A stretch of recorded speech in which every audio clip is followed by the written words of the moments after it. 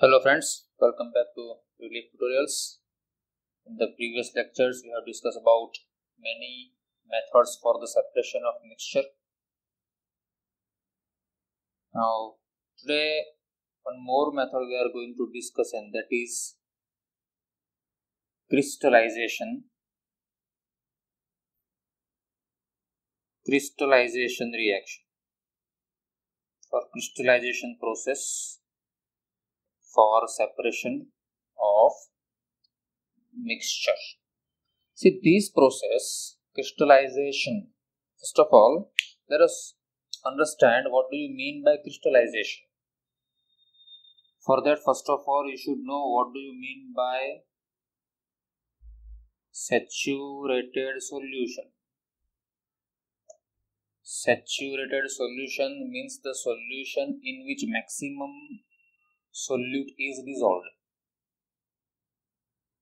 at a given temperature. For example, you have, this is one of the saturated solution. Let us say the temperature of this water is 25 degrees Celsius and common salt is dissolved in that. So, if this solution is saturated, maximum salt already is dissolved in it. Now, no more common salt can be dissolved at this temperature for the given amount of solution or solvent. I think we have discussed this topic in the previous lectures also. Now, how can you increase more, or you can say, how can you dissolve more solute in this already saturated solution? So, for that, two ways are there. First, either you increase the amount of solvent or you increase the temperature. Just for the sake of understanding, let us consider this is a solution which is saturated at 25 degrees Celsius and the let us say 20 gram salt is dissolved. Maximum 20 gram salt is dissolved. This is saturated solution. Now, if I increase the temperature and if the temperature reach to 50 degrees Celsius, due to increase in temperature, intermolecular space in water also increases, and so it has more tendency to dissolve more salt. So, at 50 degrees Celsius, let us say again we are dissolving some more salt and again we are making the solution saturated. Let us say 25 gram of salt is dissolved. Let us say at 75 degrees Celsius temperature, let us say 32 gram of salt is dissolved totally. These are the saturated solutions obtained at a given temperature for a given amount of solvent. We know that as the temperature increases, we can dissolve more solute. So, we are adding that much amount of solute and again we are making the saturated solution. So, these are the three different saturated solutions are obtained. Okay, so this is the solution at what temperature? 75 degrees Celsius, and what amount of salt is dissolved? 32 gram of salt is dissolved. It is a saturated solution. Now please do not increase the temperature now. Keep the solution as it is undisturbed. We are not increasing the temperature now. So, more solute cannot be dissolved. At 75 degrees Celsius, this solvent can contain 32 gram of solute. Now keep the solution. Now, this solution is kept undisturbed for some time at the room temperature. So, temperature which was 75 degrees Celsius of the solution, temperature of the solution gradually decreases. And as the temperature decreases and reaches to 50 degrees Celsius, we know that at 50 degrees Celsius, it has a capacity to hold 25 gram of salt only in that. But already we have added 32 gram at 75 degrees Celsius. And if the temperature decreases gradually, as the temperature reaches 50 degrees Celsius, it can hold only 25 gram of salt in that. But we have already added 32 gram, so that 7 gram of salt will be appear again in the solid form. This process of reappearing in the solid form again, this process is called as crystallization process. So at 50 degrees Celsius, 25 gram of salt can remain in the dissolved form, can remain dissolved in water. So this salt will be of what? 7 gram. If you decrease the temperature more, and as the temperature reaches to 25 degrees Celsius, at 25 degrees Celsius only 20 gram of salt can be dissolved in water. So you have added 32 gram. So that will have 12 gram of salt at the bottom. This process of making the solid again reappearing from dissolved state, this process is called as crystallization process. So one condition is there: to perform the activity of crystallization, you have to make the saturated solutions.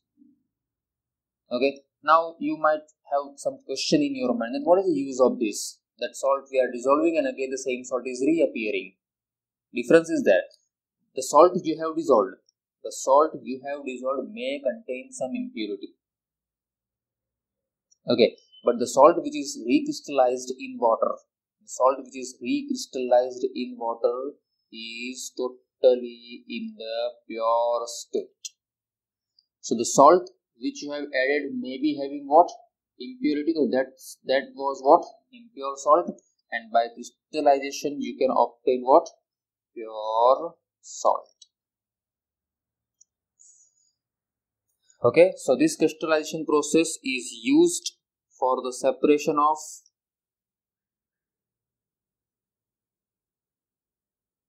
pure substance from its impure form. To obtain pure substance from its impure form. Impure salt does, or this way, become pure. So this process is used to separate, or you can say to make salt, sugar, such type of substance can be purified by this process. Okay, salt, sugar,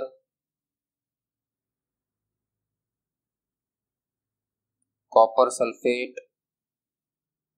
Okay, such type of substance can be purified with the help of crystallization process. You might have one more question in your mind, that the salt is normally obtained from seawater.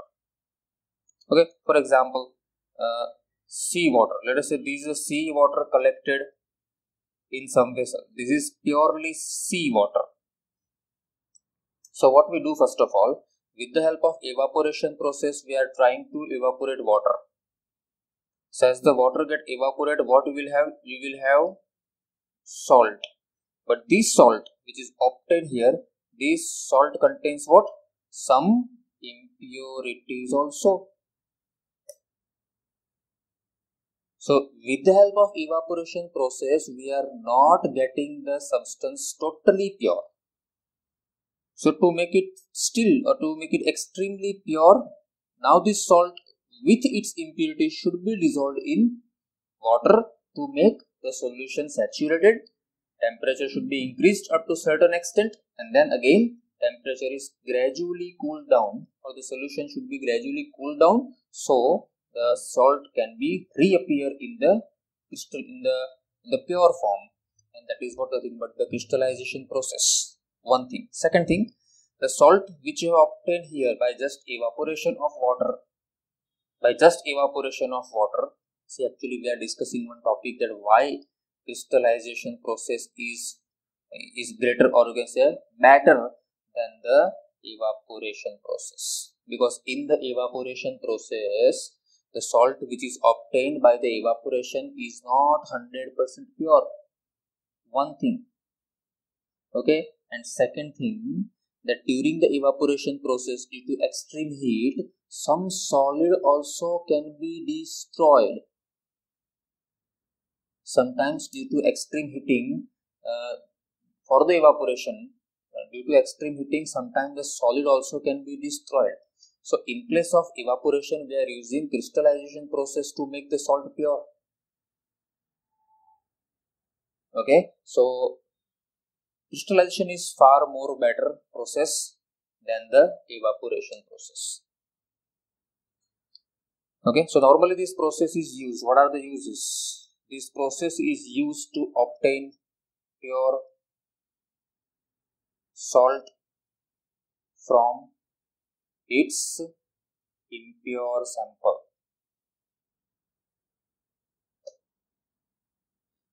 Second, crystallization,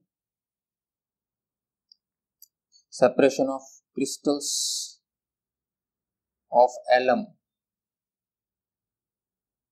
from impure sample. Alum means in Gujarati we call it fatakri. Okay, so that fatakri also can be obtained in the pure form from its impure sample using the same process. In short, if I tell you in the very short 2 or 3 sentence, what is crystallization? The impure sample you are having, for example, you are having one of the sample of a substance. This is solid substance in which state? Impure solid. Okay, so what you do, you dissolve it in water and make the saturated solution. Now again the solution should be cooled down. Okay, the saturated solution obtained at the high temperature. Now decrease the temperature slowly, and what you will have? You will have some crystals. Now the solid which you have obtained here will be what? Pure solid. This is nothing but the crystallization process. Impure solid which you have added may have the different shape and different size, and impurities also present, but the pure solid which is obtained in which form? Crystal form, are having the similar shape and size. Okay, so this is nothing but the crystallization process. Now at the end of this chapter we have one informative process of purification of drinking water. Purification of drinking water. One of the figure is given to you in your textbook. Please look at that figure. Take out your textbook if you don't have.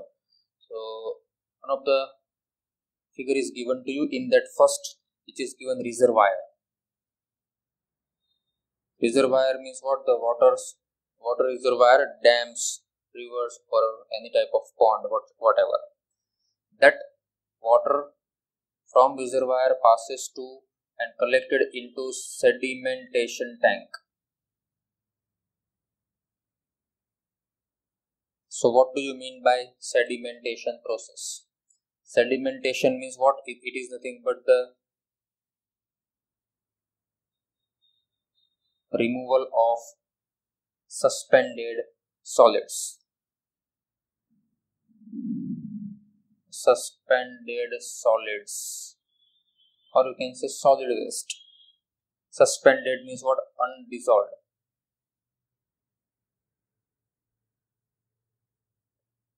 Undissolved solids are suspended. Suspended solids. So in the sedimentation tank, the water is kept for a certain time, providing some time to get it settled down. So all these suspended solids will be settled down, and water then moves forward. So all the impure undissolved solid are kept in the sedimentation tank, and then the water goes forward. Then the next is a loading tank.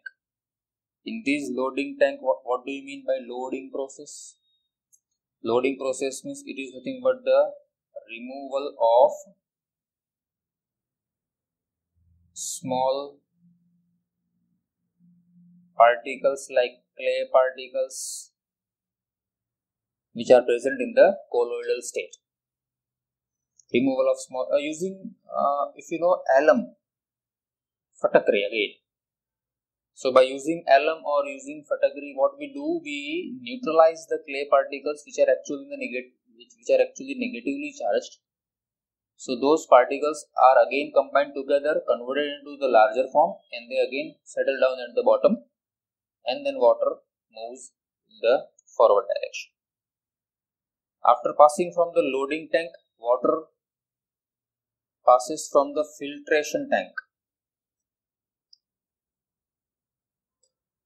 In the filtration tank, there is a, let me show you the diagram. See here, this is water reservoir. From water reservoir, look at the pipeline, and water is entered from the top part. Look at the tank, and water is entered in the tank from the top part. The water is then collected here, and water is stored for some time in this tank. We provide some time to get it settled. So all the impure undissolved solids will be suspended at the bottom. And look at the water again taken out from this tank from the top part. So the impure solids remain at the bottom only.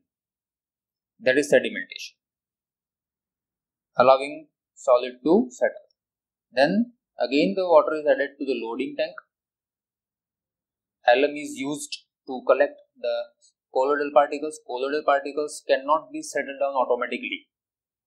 Colloidal particles are forced to get settled down, and for that they have to be collected, and alum do the task.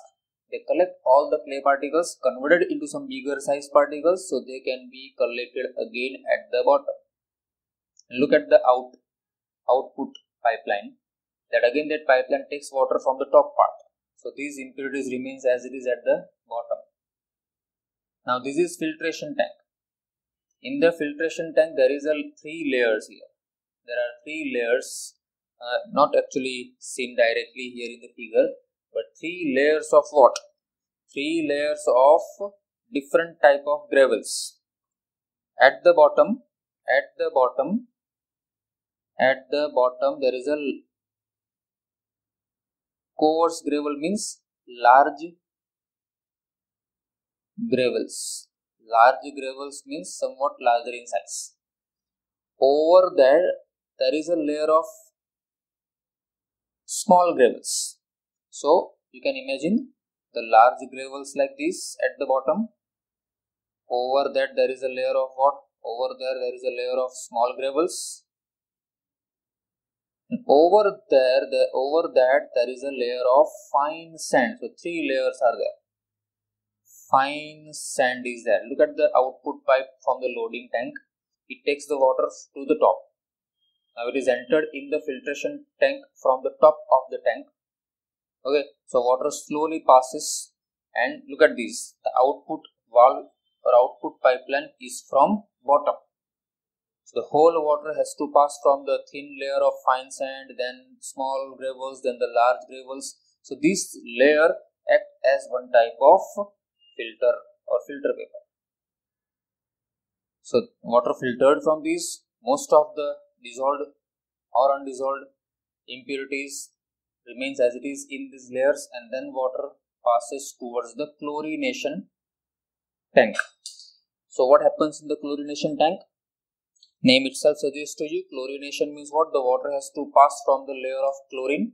The chlorine gas is present here, which kills the germs, and then water passes transferred to your home. So from reservoir, it is first stored in the sedimentation tank, second storage is done in the loading tank, third filtration tank, and then lastly which process is done? Chlorination process is done, and then water is transferred to your home.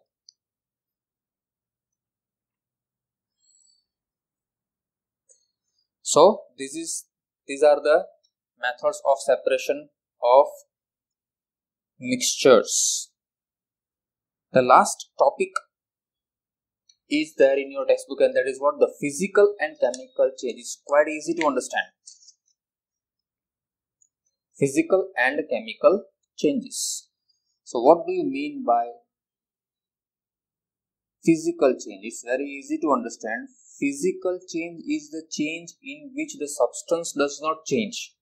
The original substance remains as it is, just their physical properties may change, shape changes, size changes maybe, state also may be changed, solid converts to liquid, liquid to gas. Such type of changes are called as physical change. Physical changes are normally reversible. Reversible means what? Whatever the change you have done, that can be reversed. For example, ice melts and converted into water. So again that water can be freezes and form solid ice.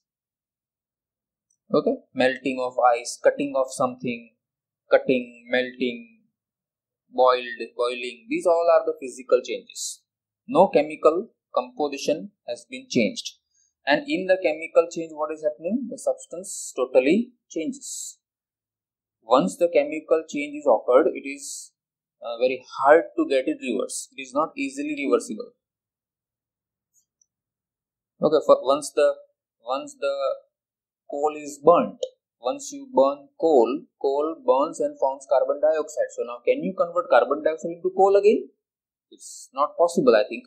So most of the chemical changes are irreversible, and during the chemical change, substance properties also get changes. Burning of coal, burning of petrol. Once the petrol is burnt in your vehicle, can you regain it anyhow? It is not possible. Forming of curd from the milk. We know the curd is formed by the continuous chemical change from milk. So can you obtain milk from the curd? It's not possible. So these are some that is the thing, but the physical and the chemical changes. We have some questions regarding that. On page number 20, see, before this we have solved some numericals as well as some blue colored question. At the end of the chapter, I want to discuss one more thing, that what do you mean by pure and impure substance? Because our chapter was whether the matter around us is pure or not. Pure substance and impure substance. Pure substance means the substance having only one type of molecules. So already we have seen elements and compounds. Element and compounds are called as pure substance. And impure means what?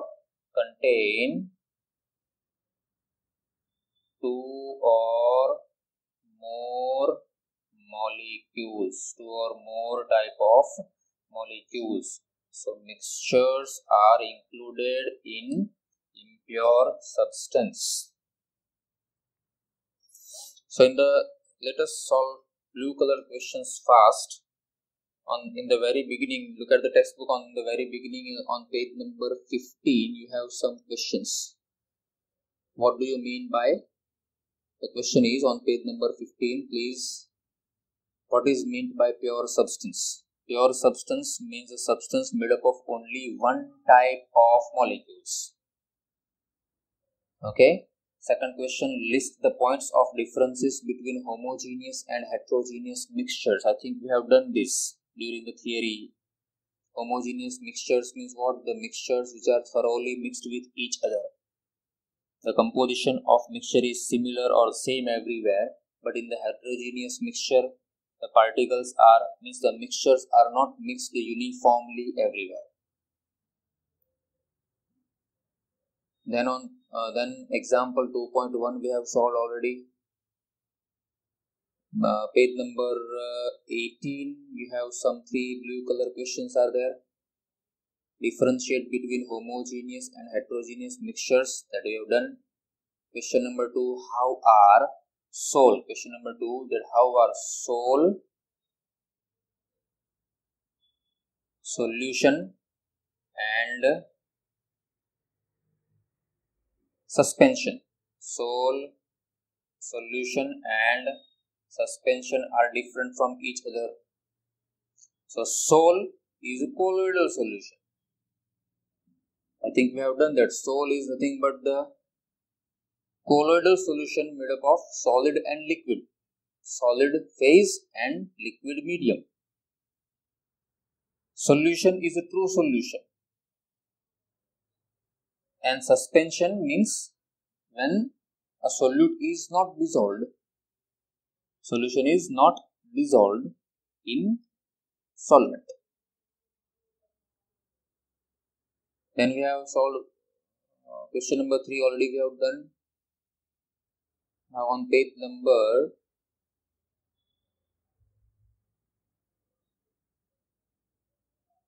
24 we have some questions. On page number 24 you have some questions. First question, how will you separate mixture containing kerosene and petrol? Okay, so first of all, see, read the full question. Kerosene and petrol, difference in their boiling points is more than 25 degrees Celsius, which are miscible with each other. So I think we have seen that when the two miscible liquids mixed with each other, and if they having the boiling point difference is 25 degrees Celsius or more than that, we have to use distillation process. So the answer for this question is distillation. Second question, they are asking for technique to separate butter from curd. So I think this is the thing, but the centrifugation process. We have taken the example of this during the topic of centrifugation process. Second, they are asking for obtaining, how can you obtain salt from seawater? Recently in this session only we have discussed that salt can be obtained from seawater by two processes. First you do what? First you do the evaporation process, and another process what? Another process is crystallization process. Third question, they are asking for how can you separate camphor from salt? Camphor from salt. So camphor is one type of sublimating substance. It is one type of sublime. So the process used to separate these would be obviously sublimation process.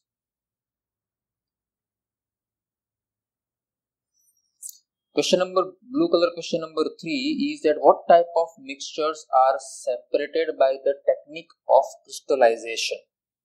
What type of substance can be separated by the technique of crystallization? So first of all, the substance should be soluble in water.